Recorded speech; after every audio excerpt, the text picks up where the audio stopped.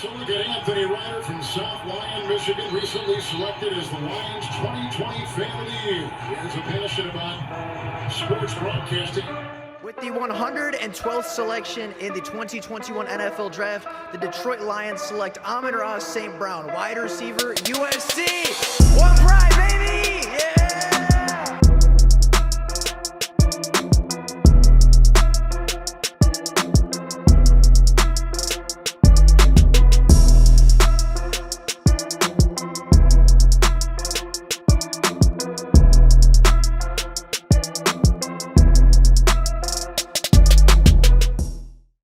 What is going on, everybody? Welcome back to another Detroit Lions video. Now, the 2023 offseason is very, very near. As free agency kicks off in just over a week, and the Detroit Lions have quite a few moves to be made. So today, I found an article titled The 2023 Detroit Lions Free Agency Offseason Tracker, Latest Signings, Trades, and, goes over re-signings and cuts and everything like that. And it has, of course, the recent moves of signing Mac McCain as well as releasing Michael Brockers. And then it goes down to the recent re-signing of Ross Pierschenbacher, as well as, the remain unsigned free agency. So I thought we would go through this, kind of go over the moves made so far, some of the smaller moves that have been made, as well as the guys that we would like to see be brought back, as well as guys that maybe shouldn't be brought back, and really grade the offseason in its early stages. So with that being said, the Detroit Lions started off the offseason by signing Mac McCain from the Eagles practice squad to a 1-year, $870,000 deal prior to free agency.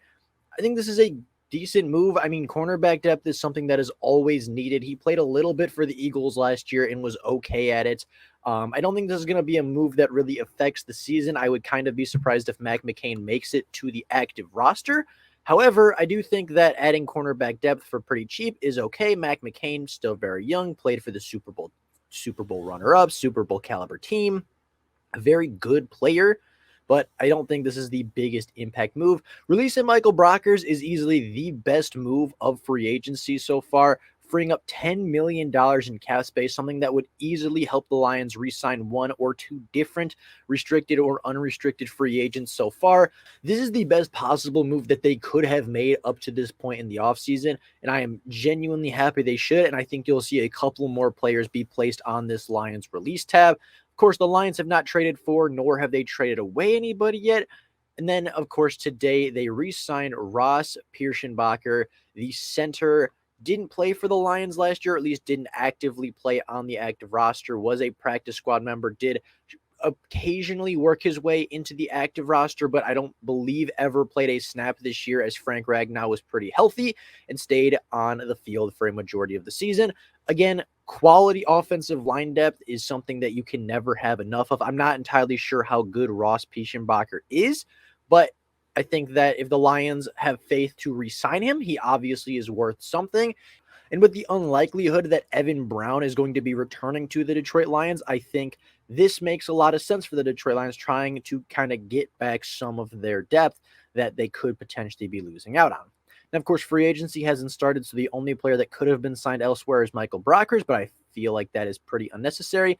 And so we get to the remaining unsigned free agents. Now, it will specify whether they are restricted free agents, unrestricted free agents, or anything like that. So we're going to get into it. Nate Sudfeld, I feel like, can walk. He wasn't really a big part of the team this year.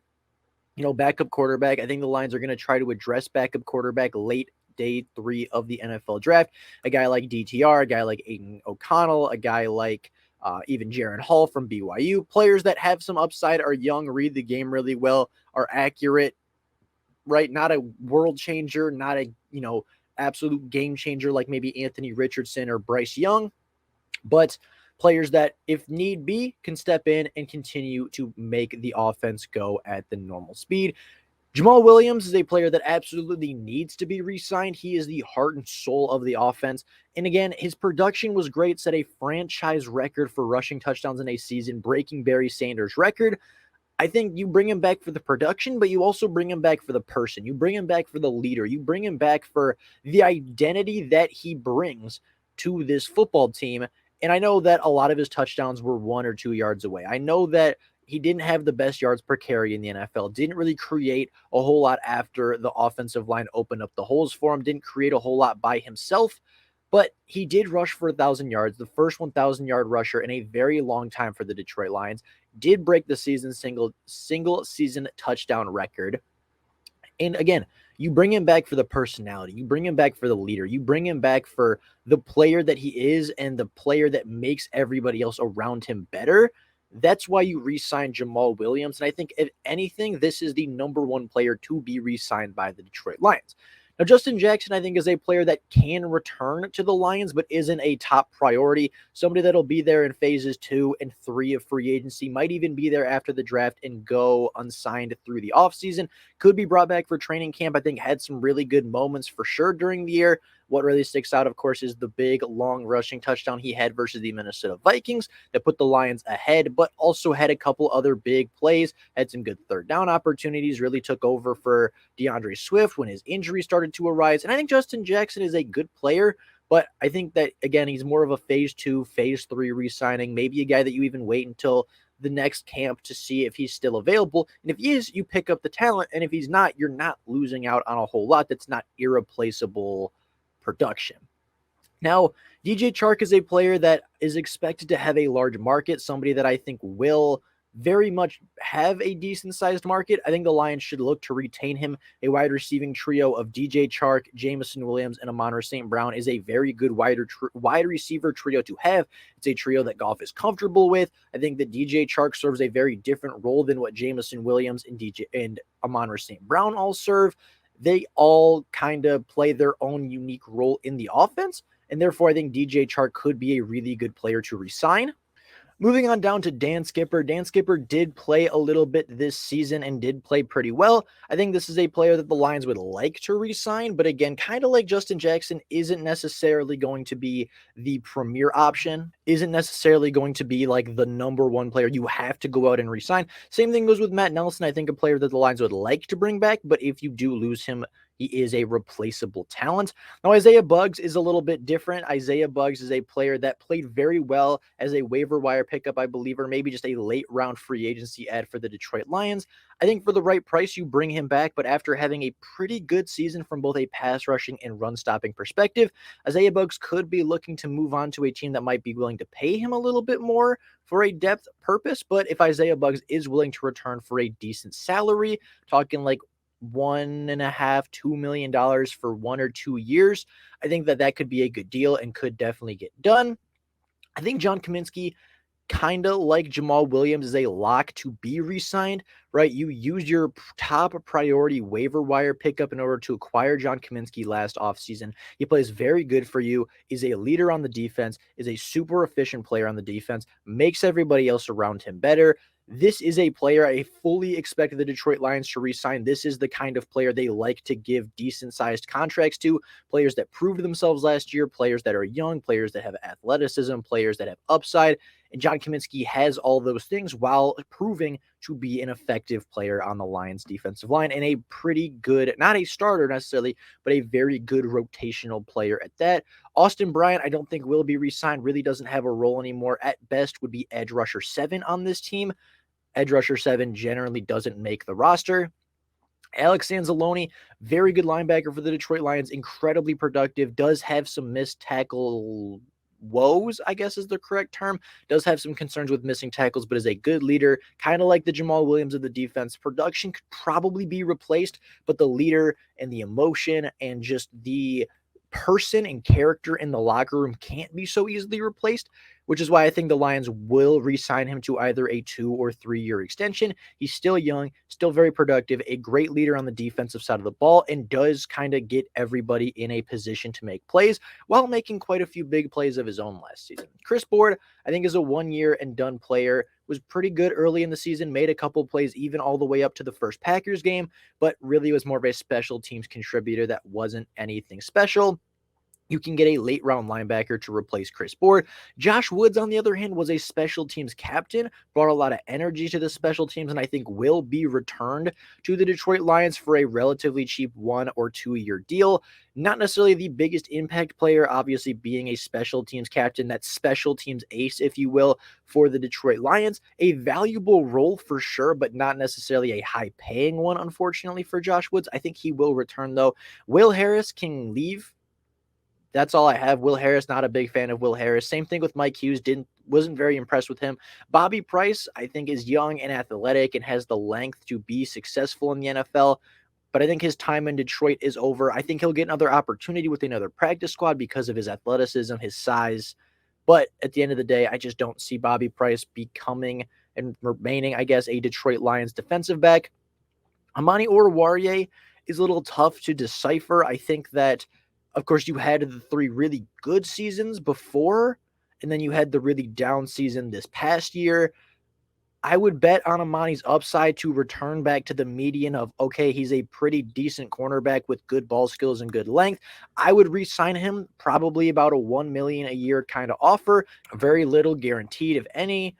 Make him play for the contract, but give him an opportunity to redeem himself. Because 2 years ago, this is a guy who we saw walking away with 6 interceptions. This is a guy we saw taking the football away. This is a player we saw making big plays on one of the worst defenses in the NFL and single-handedly keeping the Lions in a couple of football games. So I think that upside is still there. Amani Oruwariye is still young, still has a ways to grow, can still get better, right?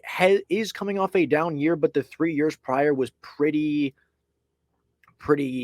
hope inspiring, gave us a lot of hope that this could be a starting cornerback. I wouldn't re-sign him to be a starter, but I would re-sign him as depth if possible. CJ Moore, I think, again, kind of like Justin Jackson, will be a late addition if he is at all. Michael Badgley, I believe, should be brought back. I think he is a great kicker, is very accurate. If you want to draft a kicker, you still should sign Michael Badgley just in case the right kicker doesn't fall in the draft. And then, of course, the big one left is DeShon Elliott. I think DeShon Elliott's going to look for a decent contract. I think he's a good player, but with Tracy Walker returning, with Kirby Joseph breaking out, with them likely trying to develop Ifeatu Melifonwu and potentially even targeting another safety in the draft class or more defensive backs in this draft, I think that DeShon Elliott's price tag might be just a little bit too high for the production that I think is replaceable. He was a good player, was a good leader, but I don't think did anything to the point where you can't replace it in the draft or through free agency. Plus, there is always the potential that he returns after free agency, doesn't necessarily get the deal that he wanted, and returns back to Detroit for a familiar system on a little bit of a cheaper deal versus if they wanted to re-sign him immediately. Now, going to exclusive rights free agents, Craig Reynolds was very good 2 years ago, had injury concerns this past season. If you can re-sign him, I think you should, but obviously don't break the bank on somebody who's going to be a running back 3 or 4. Brock Wright, very good tight end. I would bring him back as well as Shane Zylstra. They were a very good tight end duo, and I think pairing them with James Mitchell would make them a very good tight end trio. Not going to, write home about them, not going to break the bank on even all 3 of them. All 3 of them will probably combined make less than average tight end market money, but they're all very productive in their own ways, and I think are a good tight end trio to go into the season with. Shane Zylstra, great fluid receiver. Brock Wright, good blocker, good hands, just kind of an all-around good player, but not necessarily elite at anything. And then James Mitchell, of course, again, having that elite tight end receiving upside of, he was a big play threat at Virginia Tech, caught literally every pass that was thrown to him last season, and could be a very good player to move forward with. Tommy Kramer suffered some injury concerns last year, but was very good when he played in 2021. I would re-sign him potentially if possible. Benito Jones, kind of a quiet playmaker for the Lions defense. I would absolutely re-sign him if the opportunity is available, if he doesn't get a better offer somewhere else. Anthony Pittman, again, a little bit of a special teams ace, young player, made some plays in the preseason, but I think with the immersion of Josh Woods, probably won't make it much longer. And then Scott Daly is a player the Lions should re-sign. The long snapper for the last 2 seasons has done a very good job at that. And then the players signed to future deals. You have Jamar Jefferson, the former 7th-round pick, pretty good. Derek Deese Jr., one of the better tight ends I thought coming out of last year's class, pretty good. Of course, Maurice Alexander, good kick and punt returner from last year. Tom Kennedy, the preseason star. Obini Azie, the big big body tackle from TCU, went undrafted, but was one of the prime candidates for UDFA. Darian Paulo, Demetrius Taylor, and Jared Williams. Of these players, I don't see very many of them making an impact on the regular season. Of course, Tom Kennedy, really the big name here, but I think Demetrius Taylor and Obini Azie are both good young players to stash away and try to develop as well. And then we have Khalil Dorsey and Brady Breeze. Brady Breeze made quite a few plays last season for the Detroit Lions on special teams and in the preseason. I think he's a decent safety, but again, not anything too crazy. So with that being said, that is all I have for you guys today. That is kind of the outlook of the offseason, the players that need to be re-signed, the players that have been re-signed, the players that have been cut, and really just every single player that the Lions are going to have to make a decision on. Just to recap very, very quickly, I would re-sign, if I were the Detroit Lions, Jamal Williams, if possible, DJ Chark, Dan Skipper, and Matt Nelson. I would re-sign, if possible, Isaiah Buggs, John Cominsky, Alex Anzalone, Josh Woods, and Amani Oruwariye from unrestricted free agency, as well as Michael Badgley. As far as exclusive rights free agents, everybody I think should be brought back if possible. But again, if you lose one of these players, not the biggest deal in the world. And then the future deals, not a whole lot of playmakers, but Taylor and Azie are very good young talents, while of course Tom Kennedy is your preseason stud. So with all that being said, that's all I got for you guys today. Let me know down in the comments below what you think. Who should the Lions re-sign? Who should the Lions go after? How do you feel about the new re-signing and the recent cuts and moves that the Lions have made in the early stages of free agency? Be very curious what you guys think. But with all that being said, that's all I got for you guys today. Thank you all so much for watching. Until next time, as always, go Lions.